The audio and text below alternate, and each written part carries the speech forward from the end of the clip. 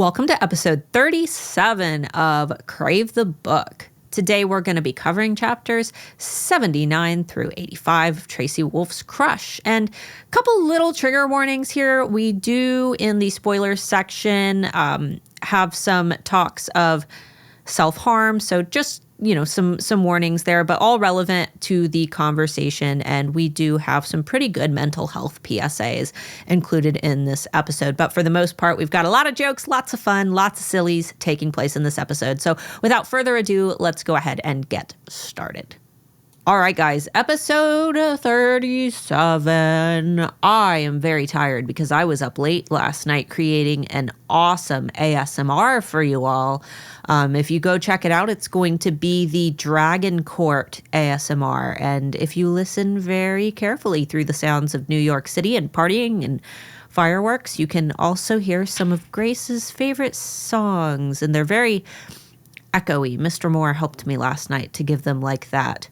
I don't know, it sounds like they're bouncing off of all of the skyscrapers and things in New York. So very fun. Didn't post until just a couple hours ago, and today is Monday. So it's Wednesday by the time you listen to this. You have no excuse not to go listen to it. And that's located on the Crave the Book Podcast YouTube channel, which that's the only place that you can hear the ASMR. So make sure that you subscribe to that, even if you're listening to this podcast on Spotify or anywhere else. Because thanks to Amber's help, we are now on Apple Podcasts, and we were approved for Pandora. Woohoo! Woo! Yay! We just had no idea whether they were working or not because neither of us have iTunes to be able to check. Yeah, everybody said that it's working. So for everybody who is like, are you on Apple? And we're like, no, we're not on Apple. Now we're on Apple. So we're also on banana, pear, pomegranate, and avocado. You're so funny. I know. I'm so funny. All right. Amber, do you want to tell them? You should run a podcast or something. I know. I'm so charismatic. I'm still shocked that there are people who tune in. Listen to us. Yeah, like who wants to listen to us, really? Our husbands don't even want to listen to us. Yeah, I know. Well, yours just shut up. Yours up. We're like, oh. Yours turns on the podcast and doesn't actually listen to it. He turns it on for the ambience of hearing people talk. So we're just white noise. Yep. That's amazing. Which I don't know whether to take it as a compliment or an insult. I mean, he could be listening. Really sure. He could be listening to some other girl talking for white noise. So at least he's listening to his wife. That's yeah, but that should mean he'd want to listen to me normally too. But he's like, shut up. I should just say that whenever I want to like voice my concerns or my anxiety, just like, offload, but without an answer or any feedback from him, just for him to just sit there and be a person that I vent to, I could just say, I don't need a solution. I just need to be white noise to you. Just sit down, fall asleep. And you know what? As anxious people, that's sometimes all we need. Yep. We just need to say the things out loud that I'm concerned about and then realize that they are really dumb. Yeah. Same boat. Well, I have big spoilers in this episode, and they will go all the way to court. Yeah, they will go all the way to court. So if you would like to let the listeners know what super special sound they should listen out for in the event that they just decided one day, you know what, I think I'm going to start this podcast on episode 37. So the sound that we should definitely trademark as a sound that will only ever be allowed to be in our podcasts ever is the wolf howl. And it sounds a bit like this. Ooh. Fun fact about that sound. I bought it. Like, I paid for that noise. This is our howl. We own it. Ours. Okay. Unless somebody else buys it. I'm pretty sure that everybody could buy it if they wanted to. Yeah, but nobody else could use it in a podcast if we trademark it. Yeah. Oh. Genius.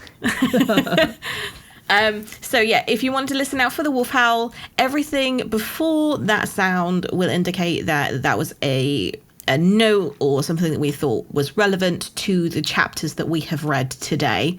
And then everything after is still about the chapters that we've read today, but they will contain like whether we think that it was a red herring for something that happens on later, or whether it links in with something that is a foreshadowing for one of the future books.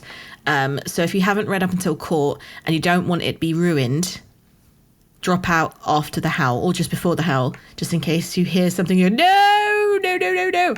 We don't want you to sit there through the podcast going la la la la la la la, your fingers in your ears, because that's not good for podcast listening. It is not. So yeah, if you hear the Howl and you haven't read up until Court, drop out and come back when you have, because there will be some really good like little tidbits that I wish somebody would discuss this with me, like we are. I mean, this is the reason why we're recording, isn't it?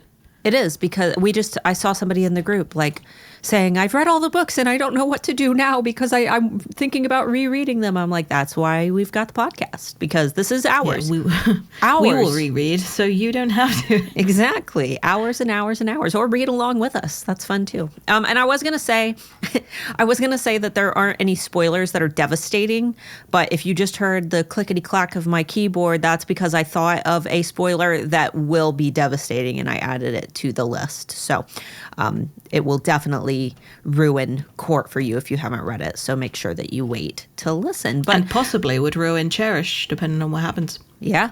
I mean, we don't know what happens. Oh, like Charm, not so much, but yeah, one of the later books, something could happen, and then you're like, no, this is a reality. It could happen. Yeah, even the spoilers, because we are always right. I mean, Heather Werecrab, come on. Like that panned out exactly how we thought it would. So we were right about the tea. We were right about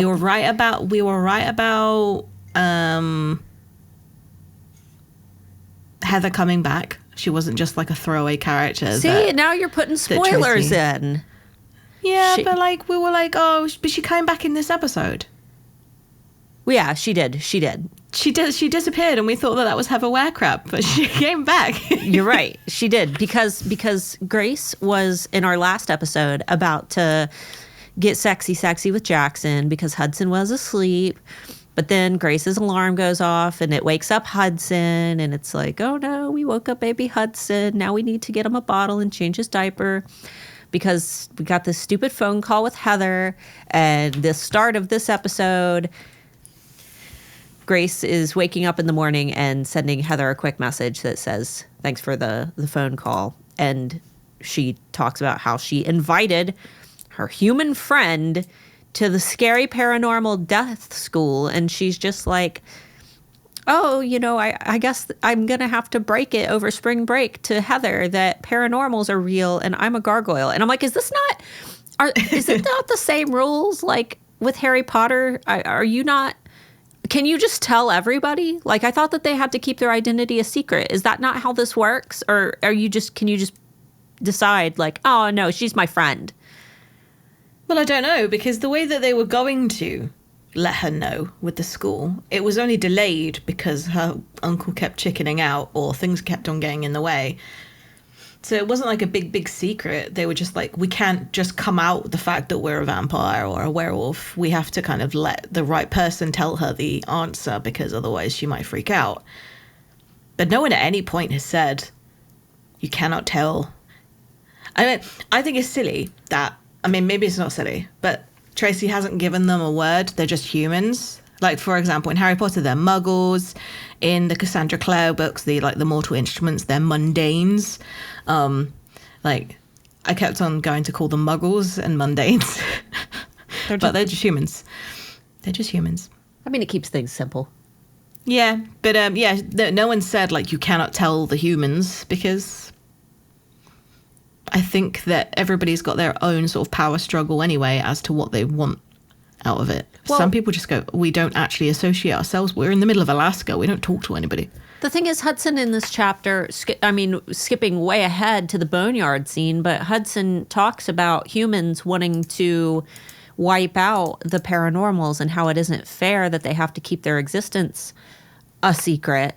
But Grace had no idea. Like, Grace would be the equivalent of if you and I found out that there were paranormals. But apparently is it one of those things where like they have all the same like myths and legends that we do? Like we've heard of dragons and vampires and werewolves, but we just assume that they're not real. But then there are the like couple crazies who do think that it's all real, but the crazies are actually like, maybe they're way smarter than we are and they've been right this whole time. Like same with the weird Bigfoot hunters. Like maybe they're the ones who are legit. Maybe they're the ones who know something that we don't, and they're actually the smart ones. Maybe it's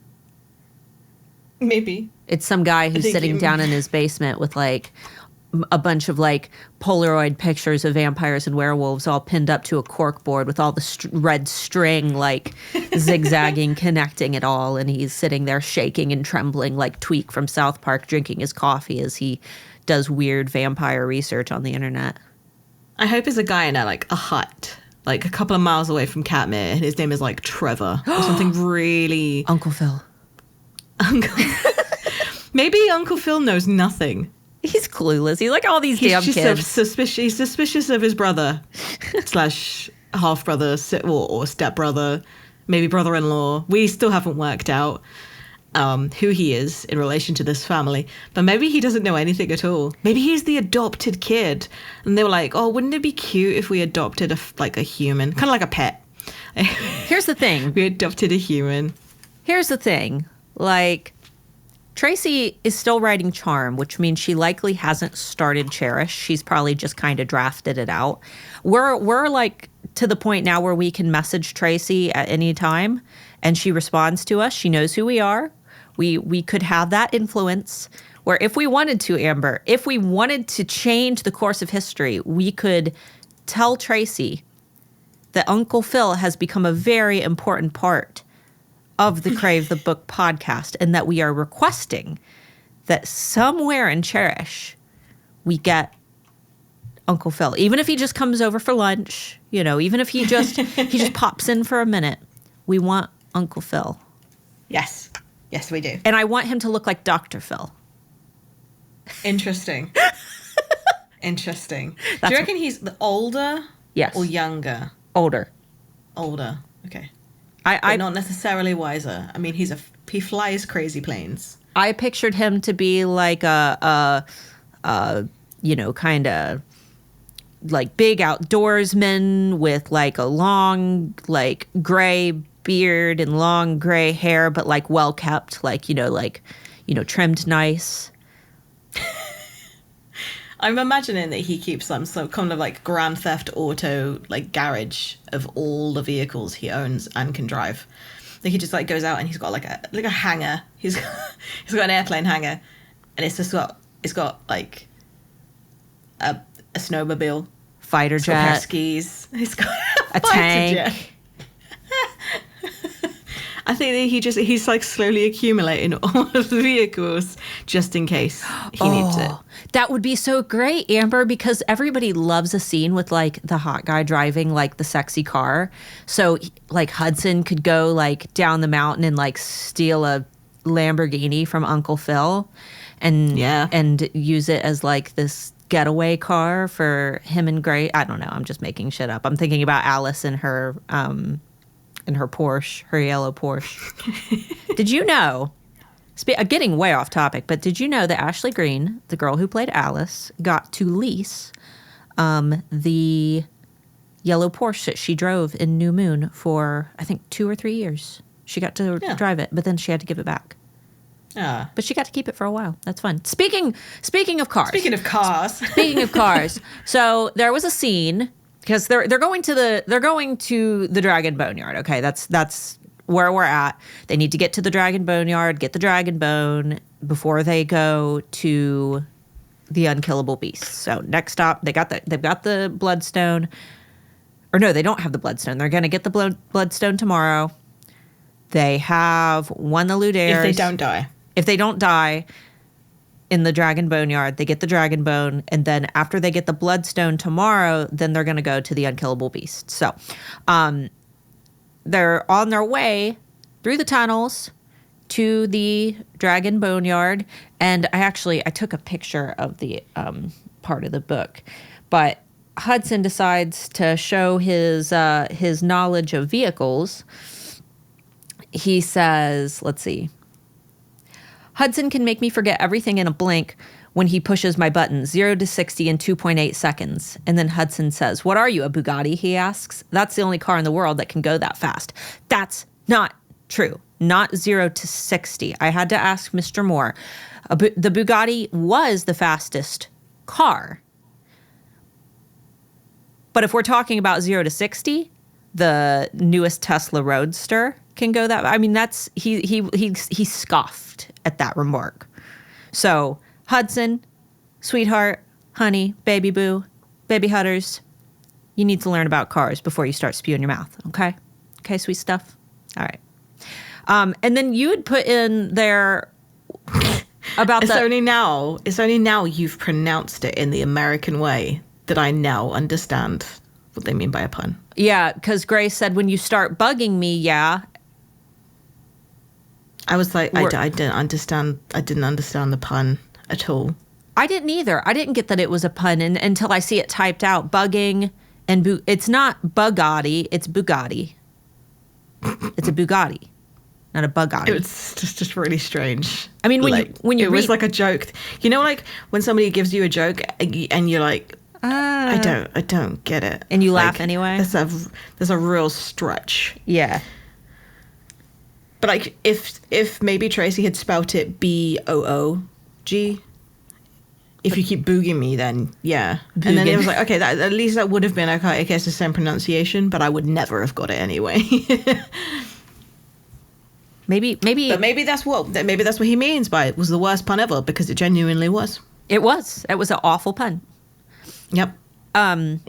So they're heading down to the dragon boneyard through the tunnels, which they find out are under Katmere Academy, and they get up to this door that's all full of gemstones, and they find out that only dragons can get through to the dragon boneyard, which is conveniently located under the school. But only Flint and Eden can get through. And they're like, oh, shit, what do we do? And so Macy the way that they get in is tapping the stones in a very strategic order. And I was like, that's so Diagon Alley. The way that they tap the bricks with the wand to get into the Diagon Alley, because it all starts separating and moving the bricks. Yeah. To get into the magical portway. And you get that really satisfying sound. Yeah. That sound, that effect sound of bricks like clinking and like rubbing together, it's the most satisfying, like. And I bet it wasn't bricks. Have you ever watched when a sound effects person like dubs over the movie with their own sounds? It's hilarious because the things that they use are not things that make those noises. Yeah, it's like if there's like a horror movie where someone's getting stabbed, it's like a lady like stomping grapes on a trash bag in her basement. Yeah. I think there's one where it's like if somebody is standing in mud, like particularly squelchy mud, they will bite into a carrot. Stuff like this. It's really funny to watch. I get it though, because I do the same thing for our ASMRs. The sounds are already done for me.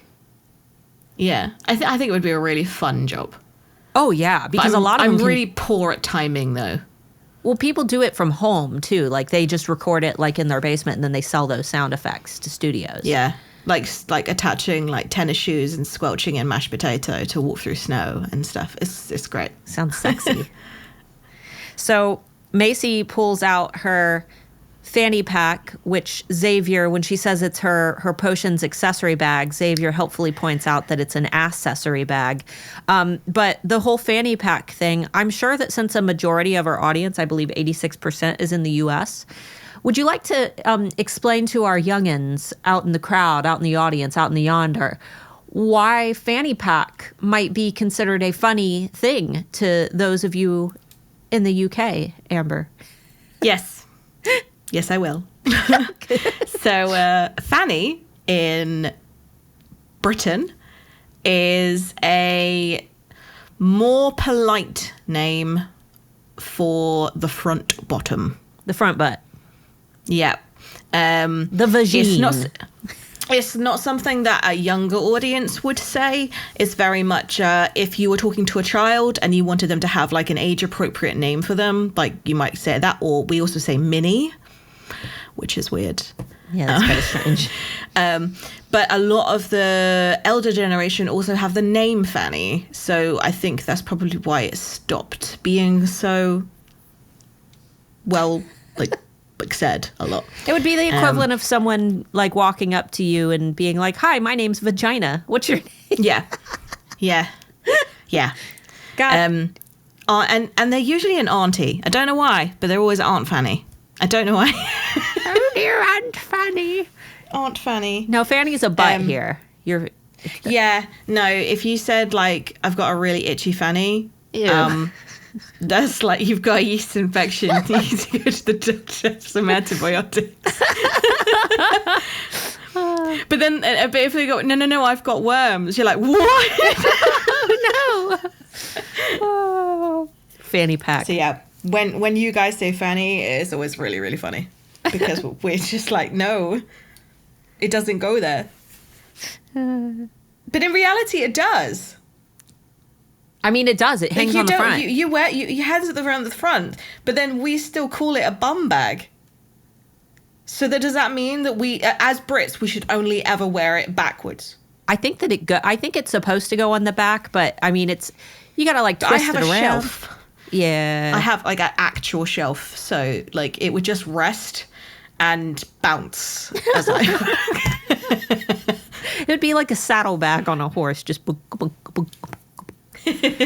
Yeah, not comfortable. And you could never sit because it would just be against your back. Yeah. So now you guys know something new. Fun. Everybody make sure to go to the Crave the Book Podcast YouTube channel, as well as the Crave series aesthetic Instagram, and on any of our posts, just comment Fanny Pack. That way we know that you have gotten the message and that you're well educated now. So I think that we should also do for one of the giveaways, we should do a fanny pack / bum bag / waist pouch. I'm trying to come up with different names. With Potions accessory kit, like on it. that would be great. We should do that. Should do it. Make it all witchy vibes as well. Yeah, because we can do the all over print. Mm-hmm. Be fun. What do you guys think? And I myself have one from the company that we have them made by. They're such good quality. I use mine for dog walking.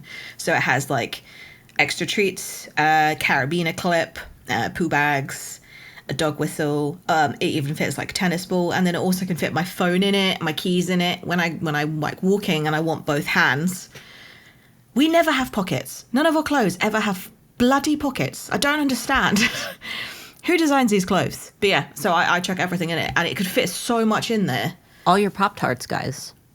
All your Pop-Tarts. Every you flavor. do a scrunchie as well, because you've got to put your hair up to concentrate to do your spells. Absolutely. You can't have your hair blowing all around. You've seen how Macy does her spells. There's lightning and lightning. So we get a little bit more of Grace, like having that weird feeling again, telling her to turn back. Like, you should not be here. Get out. Leave now. Do you think? And yet again, she ignores it. Do you think it's her gargoyle, or do you think that it's like the dragon, like just the essence of like being in a place like a burial ground for a different species, where she's like, they are kind of trying to ward off. Thing is, it wouldn't even matter, because even if it was just her intuition, even if it was just her conscious saying like, we shouldn't be here, like even if it's like this is disrespectful to be here, not this is dangerous to be here, she never listens to it anyway. So whoever it is, whether they're a real person or not, they're going to be pissed off with her when they finally do meet her. Yeah. They're like, God's sake, I told you so many times. Just like that spooky tree at the beginning of Crave. She's walking around Crave. She's walking around her school, Crave, the school. And right when she gets to Katmere and she walks past a tree and she's just like, oh, that tree is spooky. Spooky tree. I better ignore it. Better ignore it. All right. So The next note is mine, and it's just a chicken because it gets mentioned again. Yeah, Hudson asks her if she's a chicken. And then that makes it even more apparent that she definitely is a chicken whisperer. He's a chicken whisperer because she's a chicken. Yeah, because he whispers to her all the time. Mm-hmm. He's all like, pss, pss, pss, pss, pss, pss, chicken, pss, pss, pss, pss, pss. All right. And the very next note is mine as well. And it's, I'm getting the feeling that this isn't the first heist that Hudson has participated in.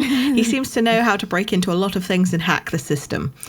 Like, he knows how to, like, pretend play an iPod in Grace's head. He knows how to use her strings. He knows that you should definitely use magic to be able to open the Chamber of Dragon Secrets. He also, that's definitely what we should call this. Chamber of Dragon Secrets. Oh, that's a good episode title. Yep. And he also knew, like, that Macy's power wasn't enough for Grace to be able to manipulate magic. Like, he knows a lot, but keeps it secret until it's ready to be used. And I feel like he's participated in a lot of, like, shenanigans. Maybe he in the past. Maybe he wants. I mean, if he's old, because obviously all of the vampires are old. I mean, for one, he's had a lot of time to think, and for two, he's got a lot more life experience. And maybe it is when you are that much, like, when you have that much age. I don't want to say older because, like, he still has the mentality of his age, but he has more life experience. Maybe it's the right thing to do to let, you know, those who don't have all that experience make mistakes. Maybe it's better to not, because, I mean, you could just be a know-it-all and guide them on everything, but it might be more interesting being a vampire to observe what a natural decision-making process would look like given someone's age and experience. Like, if you just guided everybody through everything, it would be very boring because you would ultimately control their every move. It's like the episode of Rick and Morty where Morty has, like, the crystal thingy that, like, guides all of his decisions, but he ends up living a really mundane life to try to get to the end result that he wants. It would be almost the same thing. Yeah. I feel like he would make a good teacher. Like, he can see the outcome and the results and the way to get to what the class would be hoping for, but also says it in a way that people go, oh yeah, I'm dumb. Is this your fetish talking? Maybe. Because it sounds like a fetish talking. Maybe. Teacher Hudson. Well, I'm just thinking, like, when he goes into things, he already knows how to calm everybody down. He's so empathic. He can kind of rein in himself without doing anything else to anybody else, and just kind of could stand there in front of maybe I just want him there. Mr. Vega. What do you guys think, Mr. Vega? Mr. Vega. Would he make a good teacher? Yeah. I mean, he's got all the snark that you love in a teacher, where, you know, you can kind of see them as an equal, but they're not because they're still a teacher. You like that powerful, that power trip. I like that powerful authority figure. I can tell. I know what you like. I know the books. I know the books you read. Yep. So. Yep. So Macy does her spell, and it's just so, like, Tracy's writing style is so different than mine, because in the channel, which is the book I wrote, guys, selfish plug here, the channel by Starla Moore. You can buy it everywhere online. But in my book, for example, the weapons, like JC's polearm, they are an extension of their body that come from tattoos that are, like, tattooed onto them, and they almost, like, manifest from their hands, but they're still connected to their body through this, like, network of inner wiring. But the weapons themselves are almost, like, completely covered in bolts of electricity. And I remember when I was writing those scenes, how I was thinking like, okay, if they make impact, like what will that sound like? What will the electricity sound like when it comes into contact with another weapon? And it would have like a lady standing on grapes in a trash bag. Yeah, exactly. It would sound like walking through mashed potatoes, or accidentally shocking yourself while plugging something into an outlet. There would just be that like clang, and then and like little sparks like spitting. And I tried to capture all of those sounds and the glow and the how the glow like dances on, you know, between the features of their faces. But when Tracy wrote this scene, I appreciate it because it's a long book. I mean, Crush is taking us forever to get through. And it's just like the descriptions of Macys spells are just to the point because it's not anything that is super significant to the story. Macy holds up her wand. There's, you know, lightning comes down and connects to the wand, and that's all there is to it. It's not like the lightning dances at the point of the tip of the wand and the light and the sparks and the reflection on the wall. Like, it's just the lightning connects to the wand, and all Grace can even pick up from the spells is like a couple words like power, light, Well, it was a rhyme, wasn't it? It was. I added to the descriptions of Macys spells are right to the point, and I said, and the spells themselves are nursery rhymes. Easier to remember. They were like calling all elements, find the door. Thank you.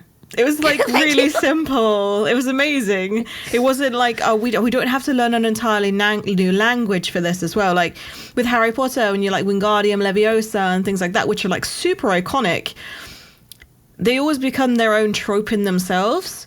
Whereas this is like, no, she's just really powerful and doesn't have to say these fancy words. Like, she is magic herself. Like, her race is magic. And it makes it easier too for the reader to remember. Yeah, they're like, I know exactly what this spell is going to do. Can you think back to before Harry Potter was like everything to everybody, everywhere? You see it everywhere. Can you think back to reading the books for the first time and getting to all those spells and thinking, I will never be able to remember what all of these mean, but then you just somehow do after time? Because that's you do forever. Like, even if you forget some, they still kind of retain in your memory and they'll pop up.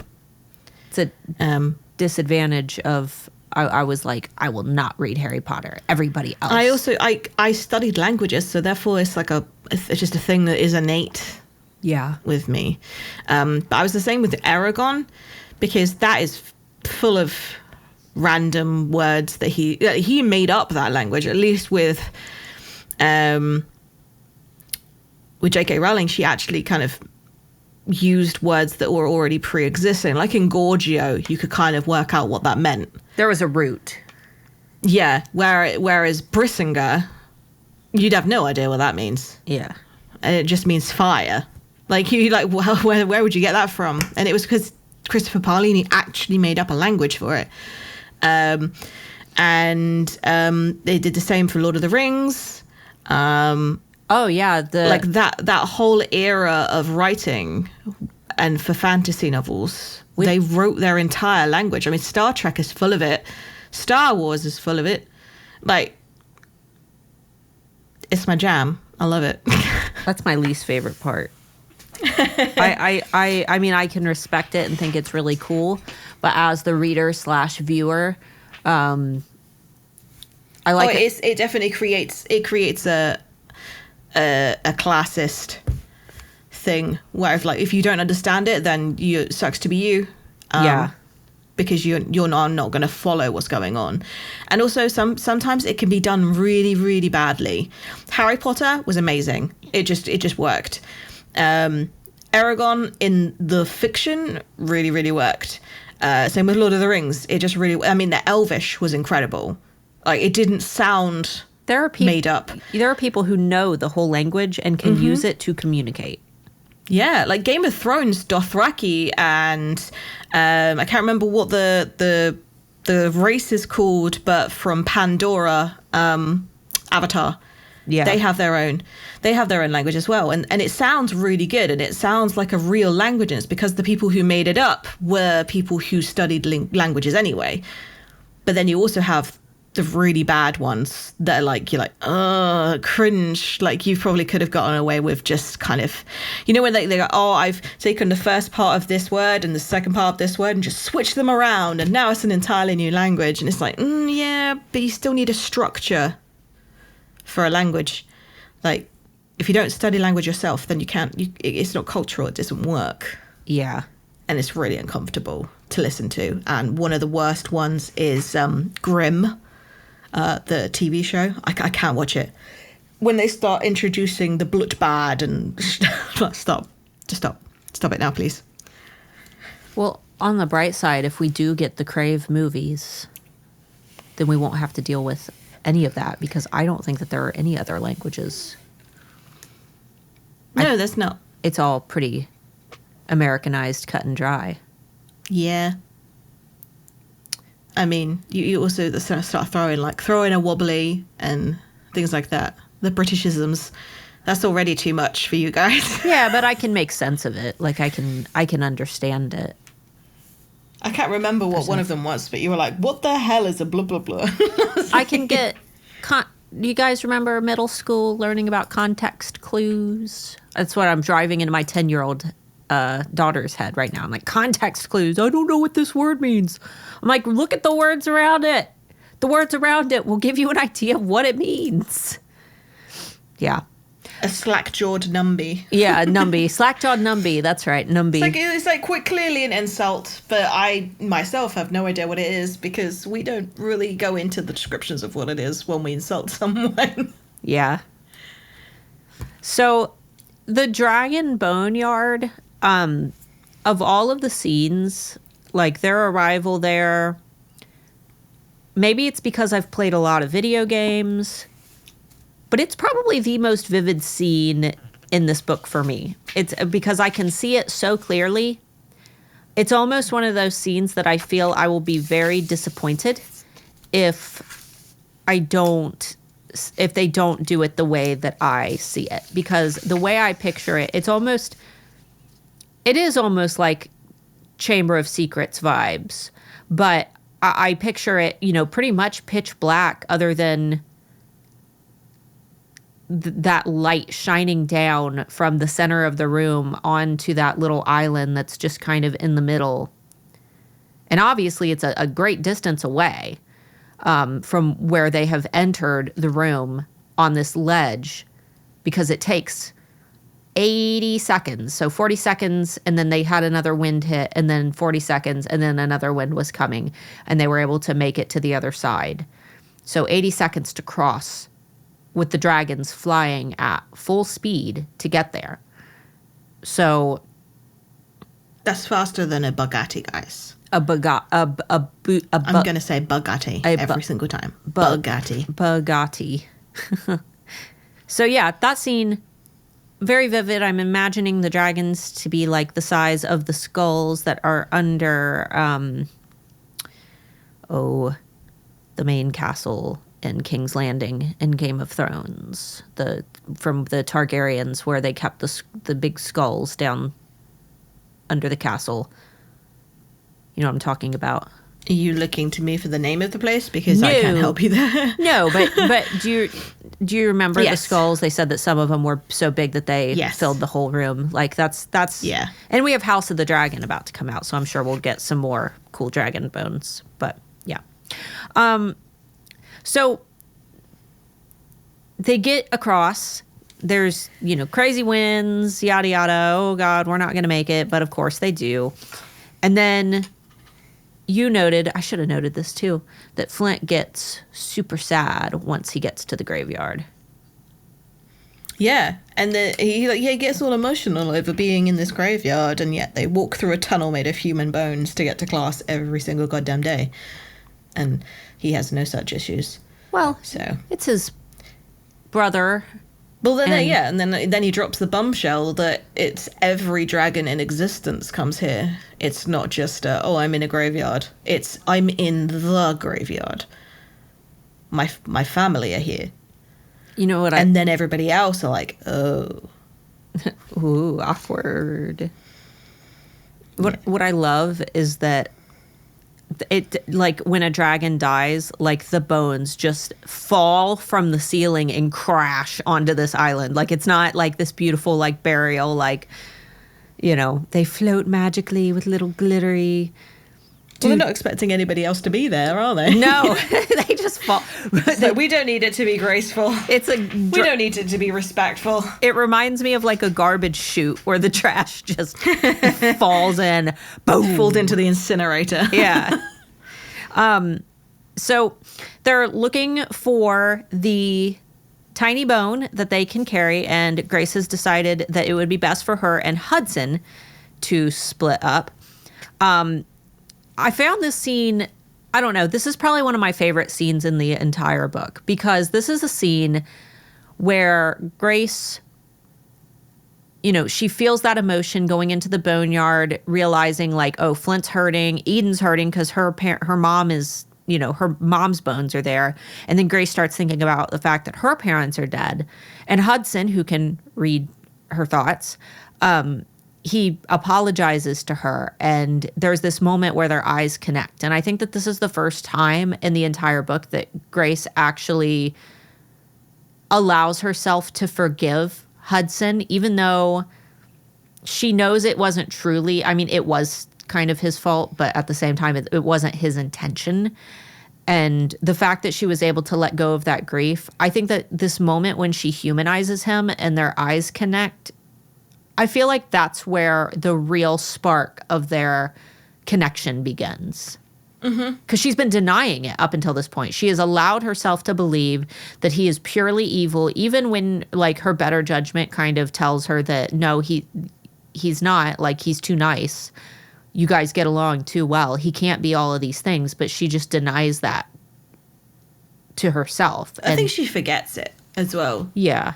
Like, she's having a great time with him, and then I think she's absolutely fine until she is around other people who then remind her of all the things that they have told her about him.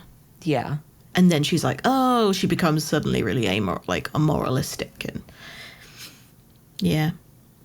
Poor Hudson. Poor Hudson. And he just kind of takes it because he has to. Yeah. Because he also carries that guilt. He said, I mean, he says that, you know, he would do anything to take all of that back, and he really wishes that it never had happened. Yeah. I mean, he at no point did he ever say, like, he wanted to be re-alived. Yeah, he had no plans to be reincarnated. Like, there was nothing. No. And like I said, I really want a scene, even if it's a bonus chapter. I really need to know how Jaxon, like, how did that play out? How did Jaxon kill him? And when Hudson was making that swing where his sword connected with Grace at the end of Crave, like, what was going on in that moment? How did Jaxon land like a killing blow to Hudson that just poofed Hudson out of existence?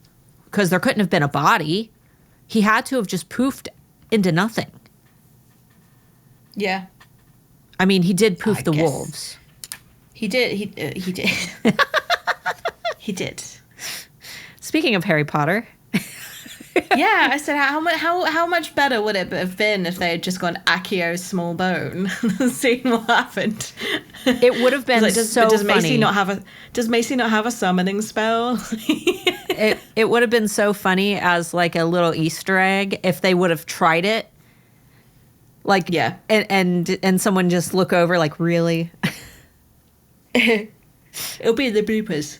Oh my god! Just when they've got the movie, there'll just be the bloopers. It's just like, ugh, you got to find these tiny bones, and then Macy kind of goes, Accio small bone. Everybody just looks, and then they wait for nothing, and nothing happens. And you're like, oh, now we've got to search properly. It's like have you ever like lost your keys and then your husband goes, do you want me to call them? No, but my husband will be like, well, where did you last see them? I'm like, really? If I knew that. That's the thing is, yeah. No, I love the sarcastic reply of, do you want me to call them? It's like, oh, I've lost my purse. Do you want me to call it? Is it on silent? So they decide to split off. And Jaxon gets upset at first because Grace is like, I'll just go with Hudson. And then Jackson's like, okay. And then once they're alone, Hudson's like, I can only see what you see, right? But then immediately he's like, hey, I found one. And it's just an enormous bone. Oh, man. I wish he'd found an enormous bone. I was going to say, of course, it's Hudson who finds the enormous bone. Yep. Yeah. I also love, because Grace and Hudson start like debating the logistics of Cyrus's reign, and his, Hudson said he didn't entirely do everything that he did for selfish purposes. And Hudson was basically comparing, human to livestock for the vampires, because, they have to eat just like we eat animals. And Grace is like, no, it's not the same. And Hudson's like, well, it's not like you guys have an overpopulation issue or anything. Maybe it would be better to thin the herd. And in my mind, I'm just like, damn, Tracy, way to state the hard truths, because like it is true. Our world, we have no natural predators. Yeah, our world is the most populated that it has ever been, and it is only becoming more populated. And we are experiencing the fallout of having a too populated world. For example, I don't know if it's going on over there, but we cannot find baby formula right now. Baby formula is gone. There is no baby formula right now. And it's so bad that people are selling baby formula on like Facebook pages, and they're taking their empty canisters and they are filling them with flour and selling them to people to scam them. Oh, wow. Yeah, it is really bad right now. And is that because of like the Ukraine's like situation? Everything is just since COVID. We have shortages on everything. Our housing market, our homes are insanely expensive. Gas is $5 a gallon right now. Our groceries are insanely expensive right now. We actually totaled it out, and we found that it is just as expensive with resources and, like electricity and prep to prepare a nice meal. It is just as expensive to do that here now as it is to just go somewhere and order a meal. I mean, you can obviously eat like cheapo food because we've got like dollar stores and stuff. But if you were to like actually prepare yourself a nice dinner, it will cost around the same as going to a restaurant, because things are so expensive right now. And it's all, with COVID, less workers. You go into any restaurant now and there's a sign that usually says, we're very understaffed, because our minimum wage is so low, whereas inflation has made everything else so expensive. You cannot survive on a normal, minimum wage job, because there's too many people and there's not enough, and we're starting to experience that, and it's very, very scary. So I think that it was very interesting that in 2020, when Tracy released this book, that she was... So I'm just doing some conversions. Doing some conversions for you. Doing some math? Are we mathing right now? I'm mathing. Okay. I love some math. 1 second. Well, in the meantime, while you're mathing, Hudson gave us a banger of a line, because the boneyard started getting upset and quaking and shaking because a dragon had died and bones started falling from the ceiling. And Hudson pulled the I don't know what's going on, stay near me. And then he and Grace kind of both realized at the same time that like that was a moot point, because there's nothing that he could have done. But at the same time, just that stay near me. Daddy vibes. Oh, daddy vibes. Daddy vibes. Hudson daddy vibes. So you ready for my maths? I'm so ready. How much did you say your gas prices were? $5 a gallon for premium. Just under. So ours is $8.25. A gallon? Yeah. Holy hell. So not only did I have to convert from gallons to liters, but I also had to convert like dollars to pounds and then back again. So my maths may be off, but that does sound about right. But the thing is, everything near you is all like crammed together, and we have to drive long distances to do anything. Well, we have to import it. Yeah. We're not getting our gas from We import it too. Sheffield. We're importing it from over the ocean. We import most of our gas from, I don't know. I was going to try to make an educated guess there, but I can't remember. My husband, I hope he doesn't edit this part of the podcast because he'll be like, this. I was in the military.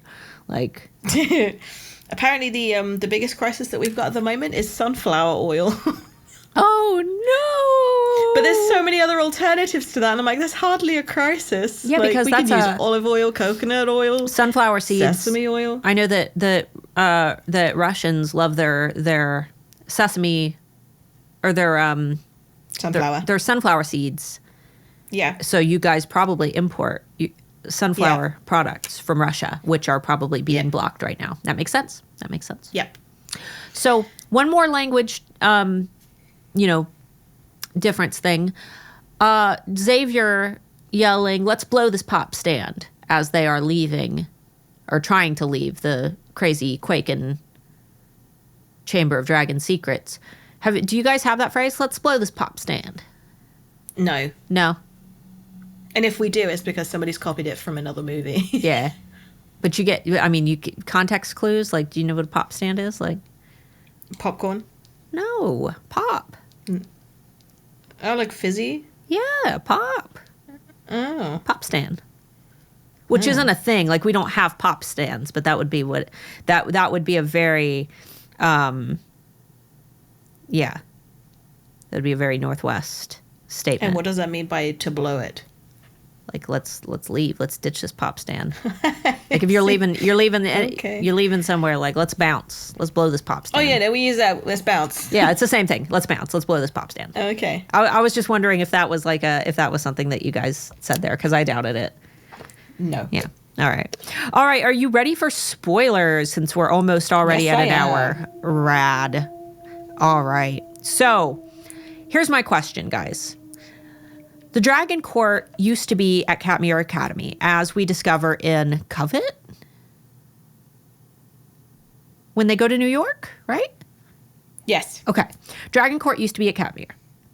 And the Boneyard and the Horde are still at Katmere. But we know that from Covet, during the Dragon Court scenes, that they obviously still have access to some of the treasure, because they have the treasure floating up in the air and everybody gets, a piece of it.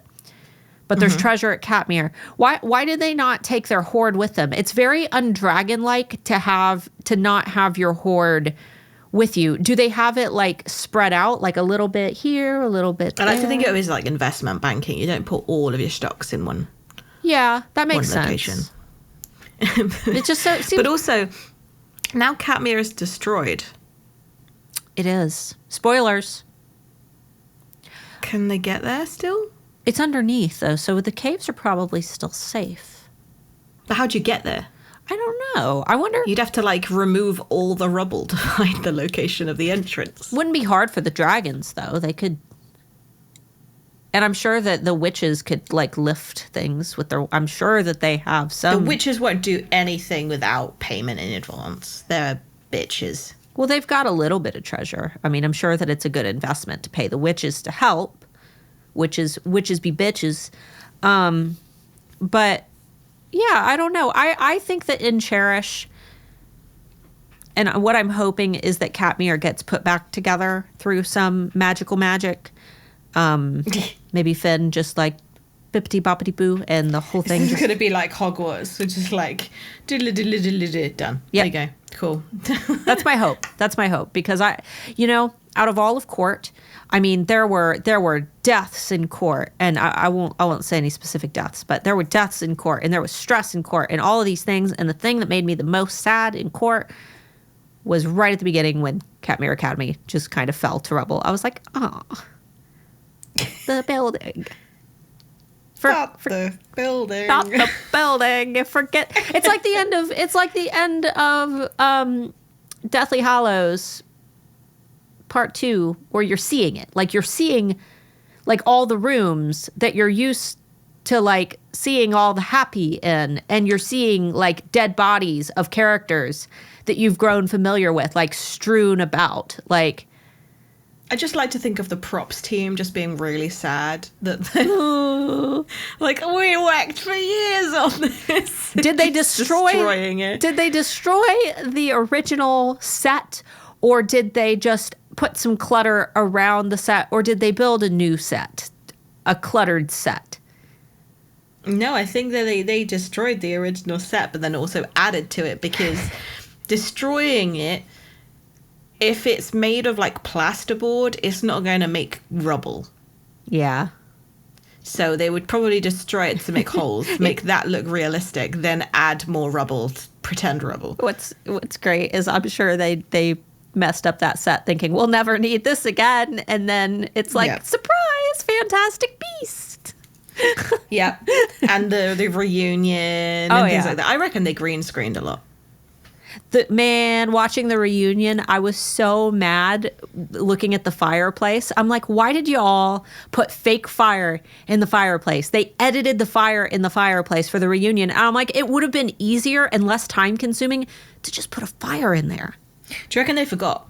Maybe they recorded everything and they went, shit. We forgot. We didn't light the fire. Because then they had to add the light like effects on their faces to make it look like they were next to a fire. I'm like, it would have been easier to just put a fire in there. But no, you can. Maybe someone was allergic to fire. It's like, what if I'm allergic to shellfish? What if I'm allergic to bonfire? I'm allergic to fire. Oh, God. That's great. That's great. All right. Next note is you. Yeah. So I said that there was the moment when Grace and Hudson were discussing his culpability in the death of her parents. And when Grace finally admits that he wasn't guilty and it wasn't his fault, she suddenly feels this like wave cascade over the wall that she had previously with him, like a barrier. And all she feels is this wave of the emotions that he's currently feeling. And it is the three like worst emotions ever. And it's like anguish, guilt, and self-hatred. And you're like, wow, that's a lot of emotions to have in one person all at one time, especially if it feels like a wave. Like, if I was in a real world and somebody was feeling that and I could feel it from them, like magically, they need therapy. They need to go for help. Like, that's like depression. That's like a high-risk human being. Yes. And everybody's just like, hey, he'll be fine. Yeah, it's fine. This guy deserves to be back to be human, and he'll be fine. He can go back from being dead to not dead, easy peasy. Well, Grace, like, he practically, like, when you read about it in court, and I mean, again, if you have not read court, please stop listening. He pretty much says that he unalives himself. Yeah, he puffs himself out of existence, basically saying that he doesn't care if he doesn't come back. And when somebody has done that, they are never normal again. Like, you can't try that and then come back to life and be okay. You still need therapy. You still need someone to walk you back through the steps of feeling okay. And no one did. They just went, okay, you're back to school. And it's like, no one thought that the therapist was needed for anyone. The whole school needs therapy. Nobody received any like aftercare after. I mean, and that's why everybody's so damn angsty. Like, Hudson, and we can all say like, oh, Grace is there for Hudson, and that's sweet and all, but Grace is... No, she's not qualified. Right. She's not a professional. You are, and I know that this is hard, especially when you're young, and you love someone, but when it comes to mental illness, you are not enough to fix someone, nor should you be the solution to someone, because the problem with that is that if you dedicated yourself to someone and said, I will be the solution, I will be the fix, and then later down the line you decide, this person isn't for me, I have decided that I would like something different for myself, you are stuck, because then that person relies on you for life support. We're going on, this will be the 11-year anniversary of the death of one of my best friends in high school. He took his own life. Trigger warning. I should have said trigger warning. He took his own life because his girlfriend broke up with him for another guy, which is a normal thing that happens in high school. And he was a junior. He was very talented. He was in welding because we went to a vocational school, so he was in the welding class. And on the last day of school that he was on Earth, the rest of our lunch table, we had like a clique, and the rest of our lunch table had gone somewhere, like field trip or something, and it was just me and him. And I remember being all stressed out about some assignment, and I was like sitting on my laptop, like trying to work on this assignment. And he said, "Are you okay?" And he like had his head down the whole time, like on the lunch table. And I'm like, yeah, I'm fine. He's like, do you need a hug? And I'm like, nah, I'm good. I'll be all right. And then the bell rang after lunch, like we didn't talk anymore, and he got up and he left. And I was one of the last people to speak to him before he went home and shot himself. And it's just like it's such a weird thing to think that was 11 years ago, and by now he would be like married to somebody else and probably have kids. So, yep. And now and that girl, the girl that broke up with him and is carrying on with her life, she has to live with that forever. She does. She's very messed up from it. She has to carry that. That's like you have assigned a bag to her that she will forever have to keep and carry and drag along behind her. But it's also why no person should be your solution. You must always be your own solution, no matter how much you love someone, no matter how much you care about them. You can be a supporting factor, but you cannot be the only factor, because when you become the only factor, it goes from love to reliance, and reliance is not good. And I will say that if something were to happen to my husband, I would not be cool. I would probably need a lot of therapy. I would probably not be able to be alone. I would need supervision. Huh? You would need supervision. Yes, I would definitely need to be supervised. But I have a child, so I would persist. But we've also... But you wouldn't expect Taylor or one person. You wouldn't expect that one person in your life that's important to you to be your supervisor. Exactly. You would go, okay, I need a care professional. I need someone to check in who knows exactly what it means to leave their work. Yes. At work. Absolutely. Because, I love you, like 100%, best friends forever. I can't do shit from where I am. Oh, yeah. And if there was a moment where I was like, I feel concerned, I don't like this, she's not replied to me, I have those red flags, there's alarm bells ringing, how the hell am I supposed to go to sleep at night knowing that I can't help you? And I also don't know how your like emergency services work. Like, would I be... And this would be my anxiety then starting to play out. And then I would need supervision. Yeah. It's one of the... We always get so deep in these talks, especially towards the end. I think it's because we get comfortable and we start just letting the conversations flow. But we're not scared of conversations. I think that's the problem, is a lot of people feel like there are certain taboos and they don't want to go into them because they don't want to hurt people, or they don't want to trigger someone and cause the wrong reaction. But I think the way that we actually speak, if it does trigger someone, it's giving them the means to a solution, that at least we're giving them appropriate advice. Yeah, because we are ultimately some voices that you listen to probably on your cell phones while you're like cleaning your house. There's somebody who's cleaning their house right now that's like, whoa, spooky. but but you know, we do have a minor obligation to you, to be honest, because we do know that a majority of our listeners are younger than we are. And of course, we do have a couple, you know, listeners who are around the same age and older than we are. And I'm sure that they all nod their head in agreement, because once you hit this certain point of life experience, I don't want to say age, because it's not age. My mom hasn't learned these things yet, so it's not age. It's yeah. She's not. No. She's not at all. No, she has no idea. But it's life experience and comfortability with self. And I am so comfortable with myself that I am comfortable in a quiet room, alone, with nothing but my thoughts for an extended amount of time. And that is okay with me. And there are some people who must always have someone there beside them talking. Yep. And that's my definition of hell. But you also know exactly how to like say to someone, okay, I need quiet. Yes. I am okay with the quiet. I need quiet. Me and my friend today, like we had a conversation about it, because she was sat next to me in my studio and I was quietly working, complete silence, but she had headphones in because she needed noise, but I needed silence. And it worked so well.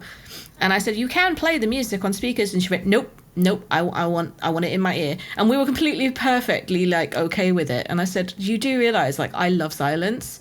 And when you call me and I ignore it because I need quiet, it's not because I'm having a breakdown. It's not because I am hiding. It's because your noise is too much for me right now, and I'm either like in a really productive mood and I'm getting on with things and I'm really like happy with the way that my workload is progressing, or I have sensory overload and one person's voice is just going to be too much for me to handle.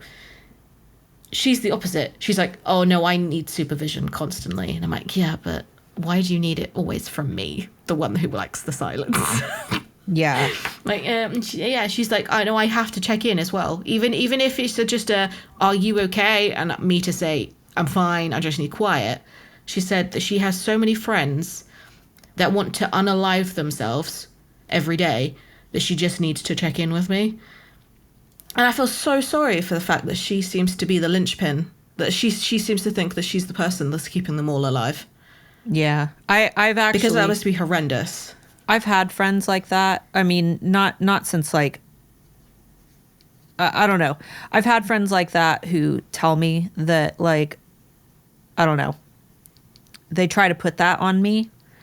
They try to make me the person that is their, like their anchor to this world. Anchor, yeah. And I have told them that I cannot be. That is not okay. Like, I cannot be that human because I am not reliable. And that's true, because I have a family, I have a daughter, I have a... That's hilarious if you read it in that many words. Well... just not reliable, sorry. I'm not. I'm really not. I am not a reliable friend to that extent, because I am busy. I have a business. I have several businesses. I have a family, a daughter, a husband, a household. And you have anxiety. And I have anxiety. And what I always say is, you know, I cannot replace professional help. You need to find a professional who is qualified to do this. Because if I mess up in the time that you need me and you call me and I am busy and I do not take that call because I am putting my daughter to bed, reading her a story, helping her with homework, you know, taking her to the doctor, whatever that may be, and that causes harm to you because I was not there to answer that call, that is then the bag that I must carry. Mm-hmm. And that's why it is so important to make sure that if you have friends that are in that position, like what I should have done when I, you know, because I knew that my friend Nick was unstable the night that he passed away. I knew that he was not okay. But I just assumed that he was, because he had said something like, oh, I'm going to kill that guy, like talking about the other boy. And, you know, that's just something that at that age, teenage boys say that. Like, they're like, oh, I'm going to kill him. Like, I never imagined what happened. And every day I live with the fact that I should have told somebody. I should have said something. So there's a checklist that I live by. And it's, if you see somebody who is quite clearly upset, quite clearly anxious, having a panic attack or whatever, you ask them firstly, are you okay? And they will usually say yes. Yes. But then you say, do you want to talk about it? And you have to ask twice. If they say no both times, then drop it, but just stay with them and be with them. But yeah, sometimes talking about it actually would make it a bit worse. But ask them, are you sure? If they say, like, no, I don't want to talk about it, are you sure? Because that gives them that chance to change their mind and go, actually, this person does care. They're not just asking out of politeness. They are actually invested in my care right now. And secondly, if somebody says, do you need a hug? If you say no, do you? Yeah. Because maybe they're asking in the hope that you will give them one. Or just like, do you need to talk? No, but do you?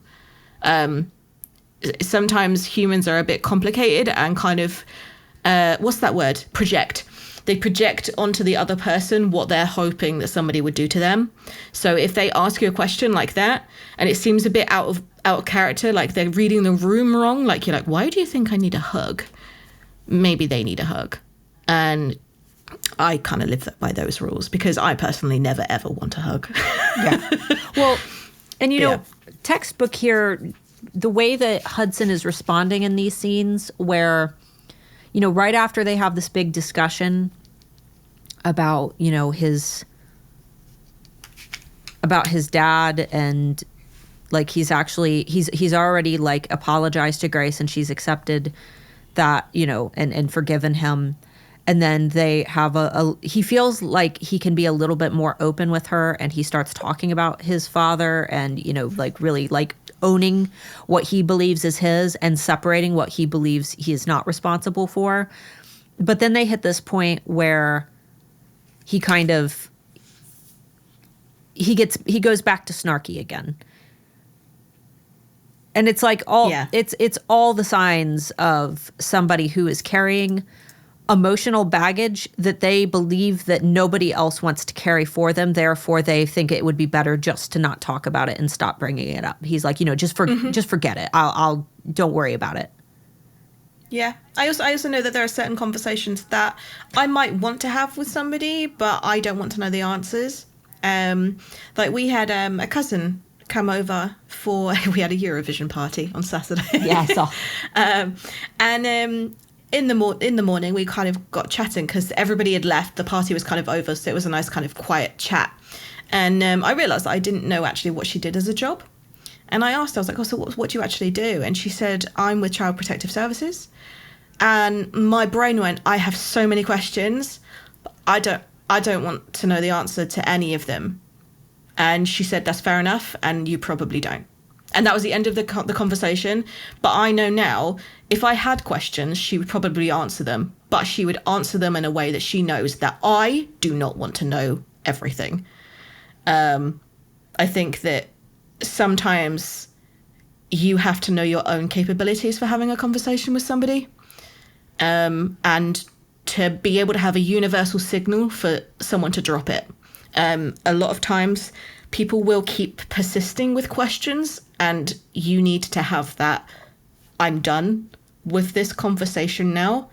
It's not, I don't want to talk about it with you. It's I am not mentally prepared to have it right now.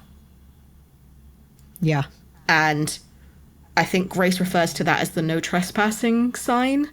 Yeah. But not everybody actually can read that. So maybe if you're in that state where you want to talk about it with somebody, but you also don't think that the person who you're trying to have that conversation with is ready for it, it sounds silly, but have safe words.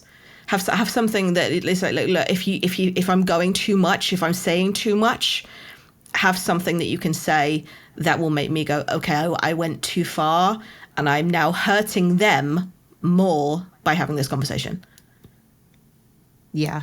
It all boils down to good communication, and that's the entire flaw with this series, and any series, any YA series, is and it's a good point of conflict for a series because it's very accurate to the age group that's being portrayed.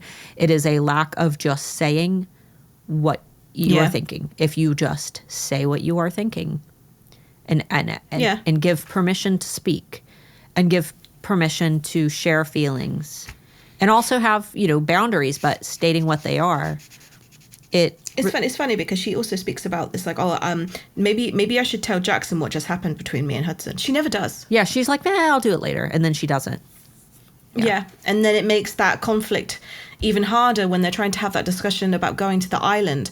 At no point has she said, Jaxon, can we have actually chat? Like, what do you believe 100% for certain happened, and why did you try and kill Hudson? Like, at no point did she try and go, I need to know what both sides of the story is, like, accurately before I can make any kind of decision.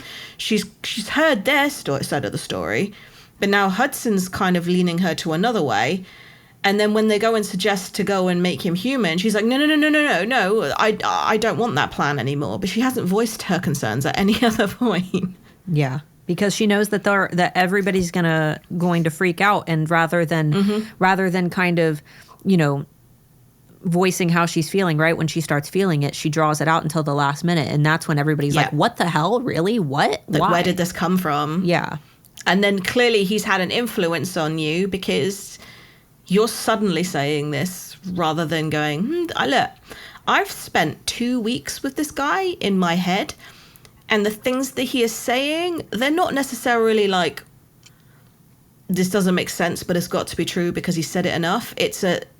This makes sense. Maybe you guys can convince me otherwise.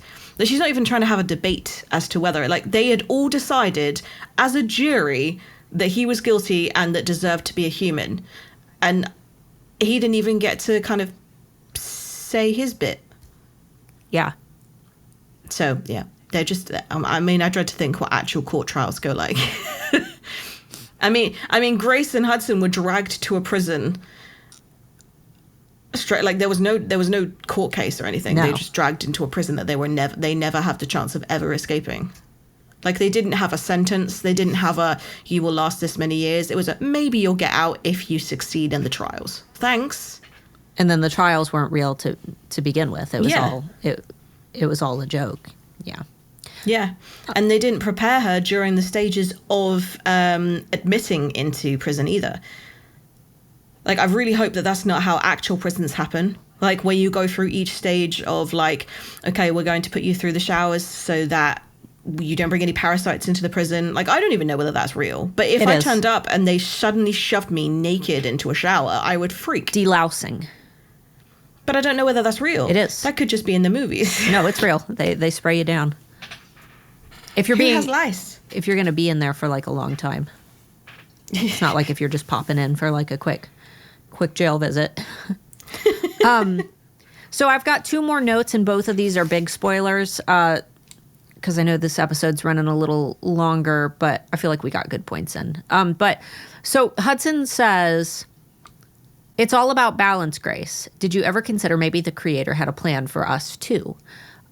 When he was referencing that the vampires might actually have a greater purpose than just being parasitic. Like, maybe they have a role to thin the herd of the human population. Maybe that is their role for being here.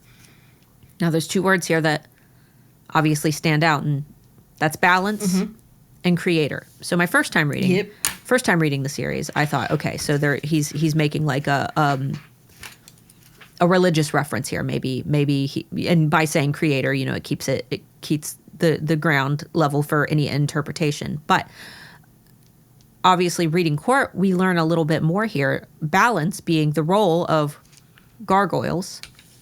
They're meant to keep balance. And the creators, we come to learn, are the 2 goddesses, right? They're the ones who... Yeah. And they're alive, so they could just ask. Yeah, but you could also kind of interpret us as either the races or us as Grace and Hudson. Yeah. We're nitpicking now. Yeah. Well, we have to nitpick. Like that's what people want. They want the spoilers. They want the theories. Okay. And what's your final note? My final note is Jaxon is now a vamp dragon, a vampin, a dragpire. That sounds like a drag queen vampire, actually. A dragpire. I'm all for it. Where does his body go when he dies? I don't know. Does he go to the dragon bone? The thing is, the other alternative is quite terrifying anyway, because vampires disintegrate. Yeah. I mean, either way, they're never going to see the bones again. I wonder if he'll die in Cherish. Like, make sure that everybody else gets panic attacks. Well, you know what? As much hate as I give Jaxon, I was very upset in Covet. Like, I got, like, teary-eyed. I had to stop for a minute. Like, that final battle. It isn't very often that a book does that for me. It didn't do it for me the second time because, second read-through, like, I knew what was going to happen. But that first read-through, I was very stressed when I thought, okay, this is it. Like, she's killing off his character. He has served his purpose. They're killing him off. I didn't think that there was going to be a revival at all. Me neither. Because it wasn't that he almost died. He died. Yeah. Yeah. And I'm shocked that Luca didn't get, like, even a passing judgment No. as to, like, what. Like, his mom just went, yeah, I'm saving Jaxon. You don't get no choice in the matter. Yeah, Nuri's not like, oh, I'm not going to save the current boyfriend. I'm gonna save the one that I think Flint likes more. I think it's really funny that she's like, yep, here, have my heart. She didn't go like, Luca, can we borrow your leg? I think Flint needs one. Luca is is he Latina? Yeah. Yeah. So Flint would have like one much lighter leg. If that were the case. It's better than a wooden one. That's true. He did get a cool prosthetic though. He did. He got a super cool prosthetic. He lost the prosthetic though, didn't he? Didn't it get torn off in court? Yeah, but then the witches gave him, well, the one witch, gave him a magical one. That's right. That also transformed when he turned into a dragon, which clearly whoever gave him the first prosthetic didn't think of. No, not at all. Just a tiny leg. Yeah. Love it. I think it would have been really funny. Just like everything turns dragon apart. Just one human leg just dangling. Super tiny. Oh, God. All right. Well, guys, thanks so much for listening. This has been a longer episode, but we hope that we hope that you enjoyed it. Be sure to go subscribe to the Crave the Book Podcast YouTube channel and listen to our latest ASMR. That one is Grace and Hudson's time at the Dragon Court. So, yay. All right. We'll see you next week. Bye-bye. Bye-bye.